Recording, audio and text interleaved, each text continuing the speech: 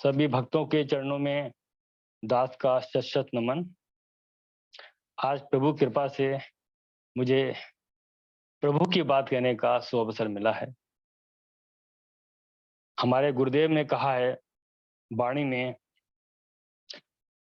प्रभु के रास्ते पर चले बिना जीवन के कष्ट मिट नहीं सकते।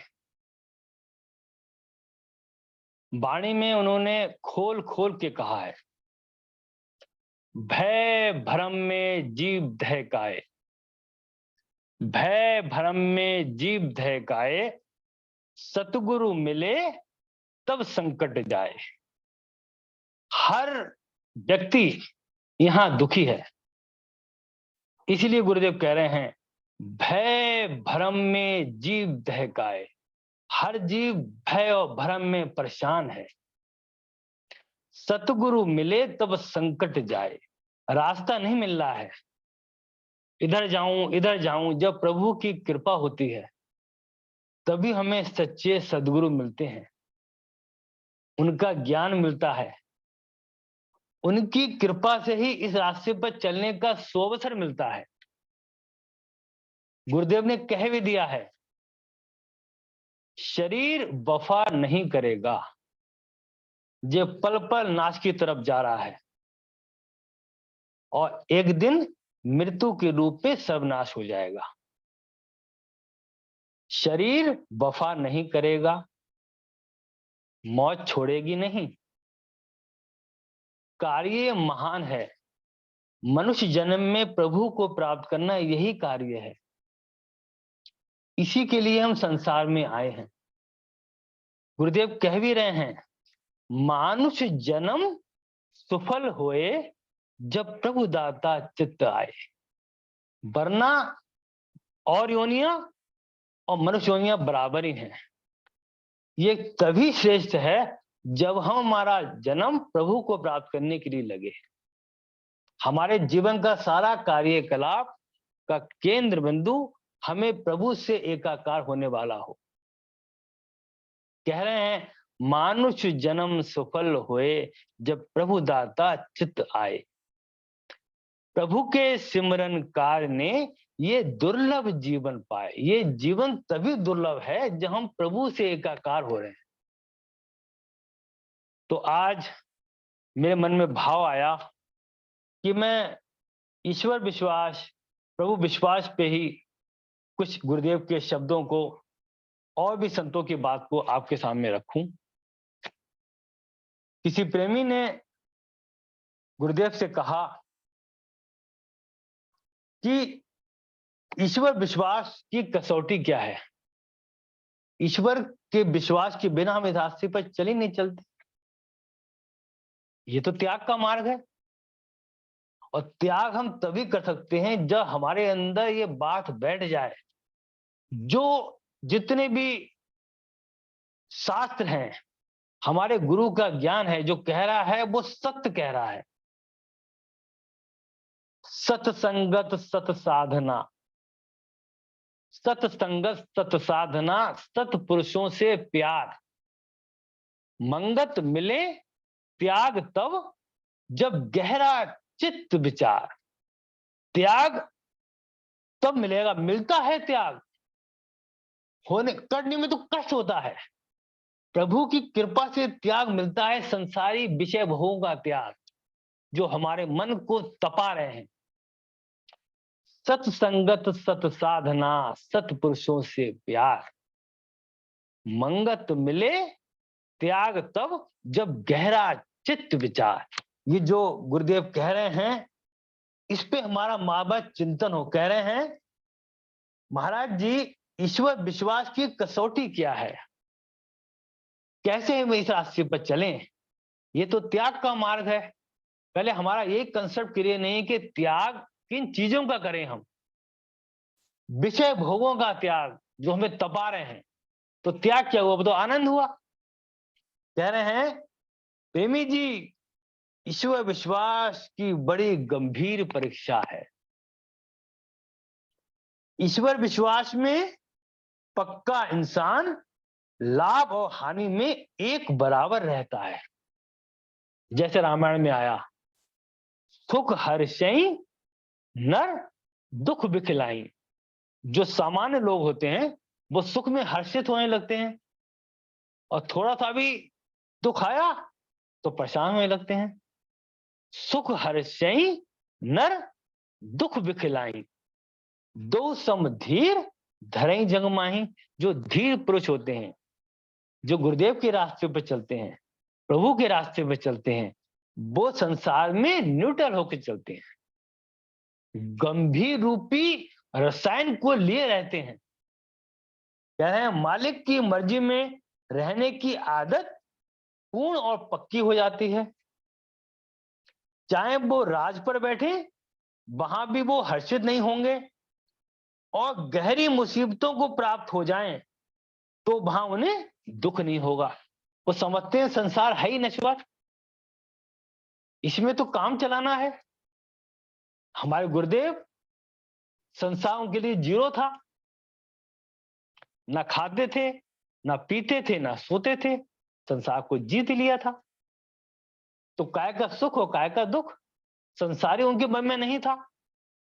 कह रहे हैं महाराज जी, ईश्वर विश्वास में दृढ़ता कैसे आए। अब देखिए, दृढ़ता के लिए गुरुदेव के 3 वचन हैं, उसके बाद एक सत्पुरुषों का ऑटोबायोग्राफी है, उसके दृष्टांत हैं, वो आप एकाग्र होकर सुनिएगा। पहले गुरुदेव बता रहे हैं, प्रेमी जी, दृढ़ विश्वास 3 प्रकार से पक्का होता है। बाबा हमने सुना है ये, संसार के कष्ट कर्म चक्रवश तुझ पर ऐसे आ जाएं कि कहीं भी तुझे सहारे की कोई भी सूरत नजर ना आए, हर जगह निराशा ही निराशा। भगवान क्या करें, प्रभु क्या करें, कुछ समझ में नहीं आ रहा है। और उस समय कुछ ऐसा मिराकिल हो जाए, कुछ ऐसा चमत्कार हो जाए जो व्यक्त करने में असंभव हो, तो हमारा प्रभु पे विश्वास बैठता है। दूसरा, यदि बुद्धि पवित्र हो। पवित्र कैसे होती है? प्रभु के नाम के जाप से। प्रभु का नाम का जाप कौन कर सकता है? जो प्रभु के रास्ते पर चलता है, गुरुदेव के रास्ते पर चलता है। यदि बुद्धि पवित्र हो, अर्थात विकारों की अग्नि से कुछ आरजी तरीके से ठंडक पाई हो। जब प्रभु के हम याद करते हैं तो ठंडक आती है। अर्थात पक्की ना हो, तो संत सत्पुरुषों द्वारा ये दृढ़ निश्चय में पक्की हो सकती है। संत और सत्पुरुषों द्वारा, सत्पुरुषों के व्याख्यान के द्वारा। ऐसे ही एक व्याख्यान है जो हमारे मन और मस्तिष्क में प्रभु का विश्वास भरने लगेगा। ये ऑटोबायोग्राफी है एक योगानंद की, जिनकी 15 लैंग्वेजेस में ट्रांसलेशन हो चुकी है। बहुत मोटी किताब है। उसका मैं वो दृष्टांत सुना रहा हूं जो कि प्रभु विश्वास को दृढ़ता प्रदान करेगा। ये महायोगी हुए हैं और ये बरेली में भी रहे हैं। 130 वर्ष पुरानी बात है। इनके पिताजी जो थे वो बंगाल नागपुर में बहुत बड़े वाइस प्रेसिडेंट थे। इनके पिताजी, इनके बच्चों ने तो कारें वगैरह खरीदी उस जमाने में, लेकिन इनके पिताजी केवल टेम्पो के द्वारा ही अपने रेलवे कार्यालय जाते थे। उन्हीं का ये बेटा था जो पूर्ण संत हुआ। उसने अपनी ऑटोबायोग्राफी लिखी है। उसमें क्या लिखा है देखिए। इनका नाम था मुकुंद, जो बाद में योगानंद नाम से ये सत्पुरुष बने। इनके बड़े भाई थे, वो डाउटफुल रहते थे कि पता नहीं ईश्वर का रास्ता कैसा है। वो अपने भाई के प्रति बड़ा अजीब तरह से उनका हाल होता था, ये क्या करेगा, हर समय ईश्वर ईश्वर करता रहता है। तो एक दिन क्या हुआ, बड़े भाई का नाम था अनंत और योगानंद जी का नाम था मुकुंद। अब देखिए, उन्हीं के शब्दों में मैं बयान कर रहा हूं जो वो अपनी ऑटोबायोग्राफी में लिख रहे हैं। बहुत मोटी किताब है, खुद स्टेंजर लिए हैं मैंने। कह रहे हैं, मुकुंद, जब पिताजी तुमको उत्तराधिकार से वंचित कर देंगे तभी तुम ठीक रास्ते पर चलोगे। किस मूर्खता से तुम अपना जीवन व्यर्थ खो रहे हो। उन्हें लग रहा है ये सब बेकार की बातें कर रहा है, कुछ कर ही नहीं रहा है। जो संसारी हमारे ऊंचाइयों पे जाने वाले रास्ते होते हैं उनको ध्यान नहीं दे रहा है। ये कह रहे हैं बड़े भाई का उपदेश मेरे कानों पर आक्रमण कर रहा था। उन्होंने कहा, जितेंद्र यानी कि ये मुकुंद के जो गुरु भाई थे उनका नाम जितेंद्र था। बोले जितेंद्र और मैं ताजे ताजे रेलगाड़ी से उतरकर अनंत के घर पहुंचे थे, बड़े भाई के घर पहुंचे थे, जो हाल ही में कलकत्ता से ट्रांसफर होकर इस आगरा के प्राचीन नगर में आए थे। वे पब्लिक डिपार्टमेंट BWD में एक सुपरवाइजिंग अकाउंटेंट थे। अब देखिए योगानंद क्या कहते हैं। अनंत दा बड़े भाई से कह रहे हैं, आपको भली भांति मालूम है कि मैं केवल परम पिता के पास से ही अपने उत्तराधिकार को पा लेने के लिए यत्नशील हूं, पुरुषार्थ कर रहा हूं प्रभु को पाने के लिए। प्रभु ही मेरी लाज रखेंगे। बोले, अब बड़े भाई क्या कह रहे हैं, पैसा पहले ईश्वर बाद में। हम संसारी लोगों की यही वृत्ति है, इसीलिए हमारा इस रास्ते पे चलने का जो स्पीड है वो हल्का हो जाता है, विचार बल होता नहीं है। जब विचार बल नहीं होगा तो अध्यात्म बल कैसे आगे आएगा, हम कच्चे पड़ जाएंगे। इसीलिए गुरुदेव ने सत्संग की परिपाटी डाली, जब तक जीवन तब तक सत्संग। विचार बल जैसे जैसे हमारा मजबूत होगा, हमारे चलने की स्पीड स्वतः बढ़ने लगेगी। अब ये तो विचारों की खान थे। बोले, पैसा पहले ईश्वर बाद में। कौन जानता है जीवन अत्यंत लंबा भी हो सकता है। ये कह रहे हैं कि बड़े भाई, अब देखिए योगानंद क्या बोले, ईश्वर पहले, लक्ष्मी तो उनके अधीन है। कौन बता सकता है जीवन अत्यंत छोटा भी हो सकता है। जैसे गुरुदेव ने बताया, कार्य महान है, शरीर वफा नहीं करेगा, मौका है यही। यही योगानंद जी कह रहे हैं, ईश्वर पहले, लक्ष्मी तो उनके अधीन है। कौन बता सकता है जीवन अत्यंत छोटा भी हो सकता है। अब देखिए उनके भाई क्या कह रहे हैं, कमेंट मार रहे हैं। जो आदमी ईश्वर के रास्ते पर चलता है तो संसारी लोग जो होते हैं ना, बड़े धनाढ़ वाले लोग जो होते हैं, वो उनकी हंसी मजाक भी करते हैं, उन्हें पता नहीं होता है। बोले, मालूम पड़ता है आश्रम से बहुत ज्ञान सीख कर लौटे हो। उन्हें भी ये आशा थी कि वे मुझे संसारी बंधनों में बांध देंगे। इस तरह से कमेंट कर रहे थे। अब बोले, मेरे भटकते भाई, ये तो बताओ अब तुम्हारी योजनाएं क्या हैं। अब छोटा भाई कह रहा है, योगानंद जी कह रहे हैं, जितेंद्र मुझे आगरा खींच लाए हैं, हम यहाँ ताजमहल की सुंदरता देखेंगे। मैंने कहा उसके बाद हम अपने नव उपलब्ध गुरु के पास जा रहे हैं, जिनका आश्रम श्री रामपुर में है। अनंतदा ने हमारी सुख सुविधाओं की समुचित व्यवस्था की। संध्या के समय मैंने कई बार उनको चिंतित आंखों से अपनी ओर निहारते देखा। यही हाल है आजकल, हर आदमी घबराता है, पता नहीं ये तो बुढ़ापे में करेंगे, अभी तो हमारे बच्चे पालने हैं, ये कर्तव्य कर्म करना है, अभी कहाँ चक्कर में पड़ गए हम, अभी हम पे समय कहाँ है। तो ऐसे बड़ा भाई कह रहा है। बोले, अब योगानंद क्या कह रहे हैं, बोले, मैं तो एक में ईश्वर पर ही भरोसा रखता हूं। बड़े भाई कह रहे हैं, बातें करना तो सरल है, अब तक तुम्हारा जीवन भली प्रकार कट गया है, क्योंकि पापा वाइस प्रेसिडेंट थे नागपुर रेलवे में। यदि तुम्हें भोजन और आश्रय के लिए उसी ईश्वर के अदृश्य हाथों पर अवलंबित रहना पड़ता, तब तुम्हारी क्या दशा होती। शीघ्र ही तुम सड़कों पर भीख मांगते फिरते। जिसके पास विचार बल नहीं है वही डाइवर्ट हो जाता है। इसीलिए हमारे गुरुदेव के आश्रम में भीड़ थोड़ा मिल जाएगी, यहां तो करने का मार्ग है, सुनो और जीवन में उतारो। कह रहे हैं, शीघ्र ही तुम सड़कों पर भीख मांगते फिरते, अब देखिए विचार बल वाला व्यक्ति क्या कह रहा है, कदापि नहीं, ईश्वर को छोड़कर मैं कभी भी पथिकों पर निर्भर नहीं रहता। ईश्वर अपने भक्तों के लिए भिक्षा पात्र के अतिरिक्त अन्य हजार उपाय निकाल सकते हैं। पक्का ईश्वर विश्वासी योगानंद। अब देखिए क्या कह रहे हैं उनके बड़े भाई, अनुमान करो यदि मैं ये प्रस्ताव करूं कि तुम्हारे वृथ अभिमानी झूठे अहंकार की, वृथ अभिमानी तत्व ज्ञान की इस साकार संसार में परीक्षा ली जाए तो चैलेंज कर दिया।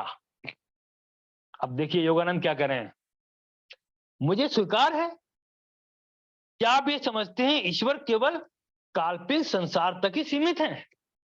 सुना और सुना दिया, यही तो आजकल है, व्हाट्सएप पे देखा और फॉरवर्ड कर दिया। गुरुदेव कह भी रहे हैं वाणी में, चर्चा ही चर्चा करे, चर्चा ही चर्चा करे, धारण करे न कोई, धर्म विचारा क्या करे। धर्म का मतलब प्रभु का विश्वास, प्रभु को प्राप्त करना। चर्चा ही चर्चा करे, धारण करे न कोई, धर्म विचारा क्या करे, धारे ही सुख होए। तो योगानंद जी क्या करें, मुझे स्वीकार है, क्या आप ये समझते हैं ईश्वर केवल काल्पनिक संसार तक ही सीमित है? अनंत नाटकीय रीति से एक क्षण के लिए रुके, फिर धीरे तथा गंभीरता पूर्वक बोले। क्या बोले? मैं प्रस्ताव करता हूं तुम और तुम्हारे गुरु भाई जितेंद्र आज प्रातःकाल इन शर्तों पर निकट के शहर वृंदावन जाओ। कंडीशन क्या लगाई? तुम्हें अपने साथ एक भी पैसा नहीं लेना होगा, पहली कंडीशन। तुम्हें किसी से भोजन या पैसे की याचना नहीं करनी होगी, दूसरी कंडीशन। तुम्हें अपनी दुर्दशा को किसी पर प्रकट नहीं करना होगा, तीसरी कंडीशन। तुम्हें बिना खाना खाए नहीं रहना होगा, चौथी कंडीशन। और तुम्हें वृंदावन में असहाय नहीं रहना होगा। इन सब शर्तों को बिना तोड़े यदि तुम आज रात के 12 बजे तक मेरे बंगले पर लौट आओगे तो आगरा में मुझसे अधिक चकित दूसरा कोई व्यक्ति नहीं होगा। मिराकिल होता है ना, मिराकिल देख के ही हमारा विश्वास दृढ़ होता है। तो इनके भाई के अंदर भी अब देखिए क्या हो रहा आगे आगे। योगानंद बोले, मैं चुनौती को स्वीकार करता हूं, मेरे शब्दों तथा हृदय में कोई हिचकिचाहट नहीं थी। ये ऑटोबायोग्राफी है, 15 लैंग्वेजेस में लिखी हुई है। ये लिखा है उन्होंने अपना पुराना अतीत जो जो उनके साथ मिराकिल हुए थे रिकॉल किए अपनी मेमोरी में और पक्का विश्वास कर दिया। कह रहे हैं मैं तुमको तुरंत ट्रेन में तक पहुंचा आता हूं। अनंत ने कहा। वो आश्चर्यचकित जितेंद्र की तरफ मुड़े जो उनके गुरु भाई थे। तुम्हें इसके साथ जाना होगा, एक गवाह के रूप में, बहुत संभव है एक सहयोगी बलि के रूप में भी। ये बड़े भाई कह रहे हैं स्टेशन के एक निर्जन भाग में हमें अपनी तलाशी भी देनी होगी। अनंत को तुरंत ही संतोष हो गया कि हम अपने साथ कोई निधि छुपाकर नहीं ले जा रहे हैं। हमने अपनी सारी, जैसे मेरे मित्र ने विरोध पूर्वक कहा, जो उनके गुरु भाई थे, कच्चे थे जैसे हम लोग कच्चे हैं। अनंत आप सुरक्षा की दृष्टि से मुझे 2-1 रुपए दे दीजिए। मुझे उस समय 130 वर्ष पहले टेलीग्राम चला करते थे। तो कहा अनंता आप सुरक्षा की दृष्टि से मुझे 2-1 रुपए दे दें, तब मैं किसी संकट के समय आपको तार कर सकूंगा। तार की प्रणाली थी उस समय। अब देखिए योगानंद जी क्या कह रहे हैं, जितेंद्र यदि तुम अंतिम सुरक्षा के लिए कुछ भी रुपया पैसा अपने पास रखोगे तो मैं इस परीक्षा यात्रा पर नहीं जाऊंगा। 100% विश्वासी कह रहा है, मुझे कुछ भी नहीं रखना है, मुझे चुनौती स्वीकार है। अब देखिए क्या हुआ, जैसे जैसे गाड़ी तेजी से आगे बढ़ती जा रही थी जितेंद्र कारुणिक मौन में रहा। अंत में वो मेरे ऊपर झुका और कोमल स्थान पर मुझे जोर से चुटकी काटकर व्यथा पहुंचाते हुए बोला, मुझे कोई संकेत नहीं दिखाई देता। जो इनिशियल में चलते हैं ना गुरु के रास्ते पर और केवल सुनने ही तक सीमित रहते हैं, जीवन में नहीं उतारते, उनके अंदर ईश्वर विश्वास का पक्कापन नहीं आता है, वो कच्चे ही रहते हैं। कह रहे हैं, अरे संशय आत्मा चुप बैठो, भगवान हमारे साथ ही हैं, अंदर अंदर है, सदगुरु तो अंतर में, पल पल करे पुकार, तू आज्ञाकारी होए के घट के पाठ उगाड़। वो तो साथ साथ हैं, वो कहीं और नहीं है। क्या तुम कोई ऐसी व्यवस्था कर सकते हो जिससे भगवान जरा जल्दी करें? मैं काशी से चला था ताजमहल देखने के लिए, ना कि स्वयं कब्र में कूदने के लिए, वो कह रहे हैं। ठाटत रखो जितेंद्र, क्या आज हम पूर्ण भूमि वृंदावन के चमत्कारी दृश्यों को पहली बार दर्शन करने नहीं जा रहे? इस कल्पना मात्र से कि भगवान श्री कृष्ण की पदरस से पवित्र भूमि पर चलने का सौभाग्य मिलेगा, मुझे अत्यंत आनंद हो रहा है। योगानंद तो ये कह रहे हैं। इतने में अब देखिए लीला चालू हो गई। इतने में हमारे डुब्बे का दरवाजा खुला और दो व्यक्ति आकर बैठ गए। अगले ही स्टेशन पे हमें उतरना था। मैं बहुत तेज कर रहा हूं क्योंकि समय बहुत तेज भाग रहा है। शायद तुम लोग जिस चोर की बंशी की टेर के आकर्षण से अपना परिवार छोड़कर भागे जा रहे हो। मैं स्वयं भक्ति भावना रखता हूं, इसलिए वो मेरा कर्तव्य हो गया है कि इस असहाय गर्मी में तुम्हारे आश्रय और भोजन की व्यवस्था करूं। इसके बाद कोई बातचीत नहीं हुई। जितेंद्र और मैं प्लेटफॉर्म पर उतरे ही थे, हमारे दोनों सहयात्रियों ने हम दोनों का हाथ पकड़ लिया और एक घोड़ा गाड़ी को बुलवाया।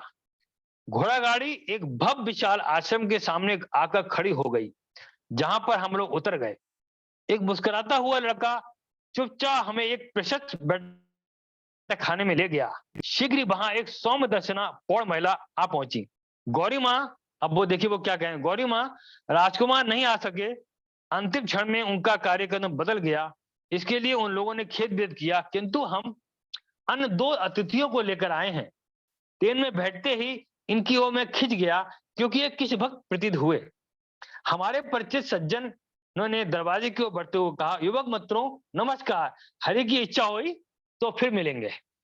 तुम लोगों का यहाँ स्वागत है। गौरी माँ ममता मई हंसी में बोली, तुम्हारे आगमन के लिए संभवतः आज से बढ़िया दिन दूसरा नहीं होता। इस आश्रम के प्रतिपालक दो राजकुमारों के पधारने की आशा थी। कितनी लज्जा की बात होती यदि मेरी बनाई रसोई में सराहने वाला कोई न मिलता।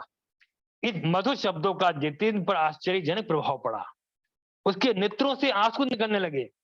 जिस आशंका के लिए वो वृंदावन में डर रहा था, वो राज उचित स्वागत में बदल गया। गौरी माँ हमें एक भोजन खंड में लेवा ले गई, जो नाना व्यंजनों की सुगंध से परिपूर्ण था। मैं क्षण के लिए पहले से ही ध्यान लगाया था। जितेंद्र के शरीर के एक उपयुक्त अंग को चुनकर मैंने उसकी उतनी ही जोर से चुटकियों की मारी, जितनी जोर से पहले उसने मुझे गाड़ी में काटी थी। कहा, अब संशय आत्मा, भगवान सारी व्यवस्था करता है और शीघ्रता से ही। इस पृथ्वी पर जन्म लेने के बाद अब तक कभी भी जितेंद्र और मैंने इतने स्वादिष्ट भोजन नहीं किए। हम लोगों ने उनका आशीर्वाद और आश्रम में पुनः आने का निमंत्रण ग्रहण करके वहां से प्रस्थान किया। जितेंद्र और मैं दोनों आप आश्रम के फाटक पर स्थित कदम के विशाल वृक्ष के नीचे शरण ली। फिर तीव्र बाण छूटे। जितेंद्र ने एक बार फिर संशय व्यक्त की। हम लोगों का संशय रहता है, तुमने आज मुझे भारी संकट में डाल दिया है। हमें आज का ये भोजन अचानक भागवश मिल गया है। पास में एक पैसा भी ना होते हुए हम लोग अब इस शहर का 10 अवलोकन कैसे कर सकेंगे, और तुम मुझे अनंतदा के निवास स्थान पर वापस कैसे ले जाओगे? फिर बोले, योगानंद तुम्हारा पेट भर गया है ना, इसलिए तुम जल्द ही भगवान को भूल गए हो। ईश्वर की कृपा को लोग कितना शीघ्र भूल जाते हैं। ऐसा कोई भी व्यक्ति नहीं जिसकी कोई न कोई प्रार्थना प्रभु ना सुनते हो। तुम्हारे जैसे पागल के साथ यात्रा करने का दुस्साहस करके मैंने जो मूर्खता की है, मैं उसे नहीं भूल सकूंगा। ये योगानंद जी कह रहे हैं। जितेंद्र शांत रहो, जो ईश्वर ने आज भोजन कराया है वही हमें वृंदावन भी दिखाएगा और आगरा भी पहुंचाएगा। इतने में एक क्षीण प्रिय दर्शन युवक हमारी ओर तेजी से आता दिखाई पड़ा। बोला, प्रिय मित्र, आप और आपके साथी निश्चय ही यहाँ के लिए नए व्यक्ति हैं। मुझे आपका आतिथ्य करने और पथ प्रदर्शन करने का सौभाग्य दीजिए। साधारण आप निश्चय ही लिखा। फिर कहा उन्होंने दोपहर के ध्यान के समय भगवान श्री कृष्ण ने आविर्भूत होकर मुझे इस वृक्ष के नीचे दो त्यक्त आकृतियां दिखाई थी। एक चेहरा आपका था और आपका एक गुरु भाई का। यदि आप मेरी नम्र सेवाओं को स्वीकार कर सके तो मुझे आनंद होगा। देखिए दूसरी कृपा भी हो गई। मुझे भी खुशी है मित्र, प्रिय मित्र, क्या आप पधारकर मेरे घर का सम्मान नहीं बढ़ाएंगे? कह रहे हैं तुम दयालु चित्त हो, किंतु वैसा करना असंभव है। पहले से ही हम आगरा में मेरे बड़े भाई के अतिथि हैं। अब देखिए वो क्या कह रहे हैं। अच्छा कम से कम मुझे अपने साथ वृंदावन भ्रमण की स्मृति प्रदान करते जाइए। मैंने खुशी के साथ स्वीकृति दी। युवक जिसने कहा था उनका नाम प्रताप चटर्जी है, एक घोड़ा गाड़ी बुलवाई। हम लोगों ने मदन मोहन मंदिर एवं श्री कृष्ण के अन्य लीला स्थलों के दर्शन किए। मंदिरों के दर्शन करते करते रात हो गई। अब देखिए मुझे क्षमा कीजिए, मैं कुछ मिठाई लाता हूं। हमारा मित्र कुछ समय के लिए अनुपस्थित रहा, फिर कई प्रकार की मिठाइयों का उपहार लेकर लौटा। कृपया इतना पूर्ण संचय तो करने दें। प्रताप ने अनुरोध पूर्वक हंसते हुए रुपयों का बंडल और आगरा के लिए ताजे खरीदे गए 2 रेलगाड़ी के टिकट हमारे सामने बढ़ा दिए। मैंने स्वीकृति की श्रद्धा भगवान के अदृश्य हाथों के लिए दी। स्टेशन के पास हमने एक एकांत स्थान खोज लिया। प्रताप आधुनिक युग के महानतम योगी लाड़ी महाशय के क्रिया योग में मैं आज तुमको दीक्षित करूंगा। उनकी साधना प्रणाली ही तुम्हारी गुरु होगी। ये उन्हें दीक्षित कर दिया। अब क्या हुआ बाद में, फिर योगानंद को उन्होंने पैसे भी दे दिए। अब वो लौट के रात को घर पे आ गए। अब देखिए वो क्या कहते हैं उनके बड़े भाई। देखो जितेन, सच सच बताओ, अनंत के स्वर में मजाक का पुट था। इस लड़के ने कहीं डाका वाका तो नहीं डाला? किंतु जैसे जैसे यात्रा की कहानी खुलती गई मेरे भाई शांत और गंभीर हो गए। फिर क्या कह रहे हैं छोटे भाई से, कह रहे हैं अनंत एक आध्यात्मिक उत्साह के साथ बोले जो पहले कभी दृष्टिगोचर नहीं हुआ। रुपया पैसा एवं तुच्छ सांसारिक धन संचय के प्रति तुम्हारी उदासीनता का कारण आज मैं पहली बार समझा हूं। रात बहुत बीत गई तो भी उनके बड़े भाई ने उसी समय क्रिया योग की दीक्षा देने का मुझसे आग्रह किया। जैसे हमारे गुरुदेव ने महामंत्र निकाल दिया, जो सुमिरे नित प्रेम से मंगल पाए अपार। तो ऐसे ही उनका योगानंद का कोई क्रिया योग था। गुरु मुकुंद को एक ही रात में अयाचित 2 शिष्यों की शिक्षा देने की जिम्मेदारी मिली। तो कहने का भाव यह है कि जब हम सत्पुरुषों के दृष्टांत पढ़ते हैं, सुनते हैं, तो ईश्वर ईश्वर विश्वास और पक्का होता है। तो गुरुदेव कह रहे हैं, दूसरा कह रहे हैं, किसी प्रकार से शरीर के नाश होने का निश्चय तबीयत में बैठ जाए, ये शरीर चला जाएगा। जिसके अंदर शरीर के नाश होने का निश्चय बैठ गया वो दुनिया की शान व शौकत और उसके स्वादों से उपरत हो जाता है। अब देखिए गुरुदेव क्या कह रहे हैं, आखिरी लाइन। प्रेमी, तमाम श्रुति स्मृति वेद शास्त्र धर्म पंथ को पढ़ने और जानने का सार यह है कि बुद्धि अपने शरीर रूपी मकान, इसमें हम रह रहे हैं मकान में, शरीर रूपी मकान की कैद से छुटकारा पाने की कोशिश करे। अब आगे स्ट्राइकिंग पॉइंट क्या है उनका, लाल जी, ये दुनिया के रोग कभी समाप्त नहीं होंगे, ना ही दुनिया के काम समाप्त होंगे। जग जंजाल अधिक दुख खानी, हाहाकार करे सब प्राणी, मद और मान की अग्नि अपार, जल जल पड़े सकल संसार। कह रहे हैं ये दुनिया के रोग कभी समाप्त नहीं होंगे, ना ही दुनिया के काम समाप्त होंगे। अब देखिए हमें क्या शिक्षा दे रहे हैं, तुम्हें पहले अपना इलाज करना चाहिए। इलाज कैसे करेंगे? गुरुदेव ने जो 5 महाव्रत बताए उनको अपने जीवन में घटाना शुरू कर देंगे। कह रहे हैं तुम्हें पहले अपना इलाज करना चाहिए। सारे संसार का कल्याण इसी में छुपा हुआ है। तुम अपना जीवन दुर्लभ करो, लोगों का जन्म दुर्लभ जीवन अपने आप होने लगेगा। तुम्हारे आनंद को देख के दूसरे के आनंद अंदर भी आनंद की बाढ़ आने लगेगी। चलो तो सही, मानो तो सही, सत्संग को जीवन में उतारो तो सही, गुरुदेव पर विश्वास करो तो सही। कह रहे हैं ऊंची करनी जगत में, चित आवे प्रभु विश्वास। ये है ऊंची करनी। कब आएगा विश्वास? जब हम गुरुदेव के लिटरेचर को पढ़ेंगे, उनके लिटरेचर को पढ़ने के लिए आंसू बहाकर प्रार्थना करेंगे, प्रभु ये जीवन में हमारे उतर जाए, बैठ जाए।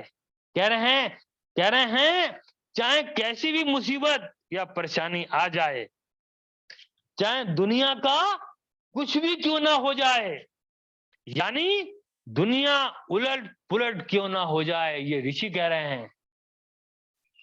कह रहे हैं तुम्हें दुनियावी कामों के लिए अपना समय निश्चित करना चाहिए। स्वार्थ और परमार्थ दोनों की लिमिटेशंस बनाओ। उस समय के अतिरिक्त कभी भी दुनियावी कर्मों में अपने आप को ना फंसाओ। तू करता, प्रभु तू करने वाला है। कारण करता जान के, सब कुछ करने वाले प्रभु हैं। प्रभु आपकी याद करने बैठे हैं हम। सकल जगत का करता है आप, सकल जगत का करता जानो एक भगवान। आप अकर्ता हो रहो, यही सार है ज्ञान। प्रभु हम तो अकर्ता हैं, संसार के स्वामी हैं आप। आपने कृपा करी, मैं आपको याद करने बैठा हूं। सारा रिमोट आपके हाथ में है। कह रहे हैं दुनियावी कामों के लिए अपना समय निश्चित करो। उस समय के अतिरिक्त कभी भी दुनियावी कर्मों में अपने आप को ना फंसाओ, क्योंकि कंट्रोल तो प्रभु का चल रहा है। बाहर एक फट्टा लगा दो, कितनी ऊंची बात। हमारा विश्वास कितना उथला है, जरा सी कोई परेशानी आई तुरंत ईश्वर के रास्ता छूट गया। कह रहे हैं बाहर एक फट्टा लगा दो, अमुक समय तक ही मिल सकते हैं, अमुक समय से अमुक समय तक किसी भी अवस्था में नहीं मिलेंगे। प्रेमी तभी कुछ कल्याण होगा। तो प्रभु से यही प्रार्थना है, ऐसे सदगुरु मिले हैं। मैं बार बार वाणी में जरूर बोलता हूं, मुझे हमेशा बोलूंगा, ब्रह्मा विष्णु महेश्वर, ब्रह्मा विष्णु महेश्वर सभी संत स्वरूप, मंगत गुरुमुख साधु आया, धर नारायण का रूप है। नारायण रूप गुरुदेव हमारे हमसे हमारे कल्याण के लिए कह रहे हैं, तू अपना कल्याण कर और ऐसा जीवन बना कि तेरे अंदर अनंत की बाढ़ आ जाए, तेरा जीवन हमेशा हमेशा के लिए कृतार्थ हो जाए। तो प्रभु से यही प्रार्थना है, गुरुदेव आपके वचन हमारे जीवन में उतरते लगे और हम वो प्राप्त करें जो संसार में प्राप्त करने के लिए हर आदमी भटक रहा है, लेकिन प्राप्त नहीं कर पा रहा है। ओम ब्रह्म सत्यम सर्वधा।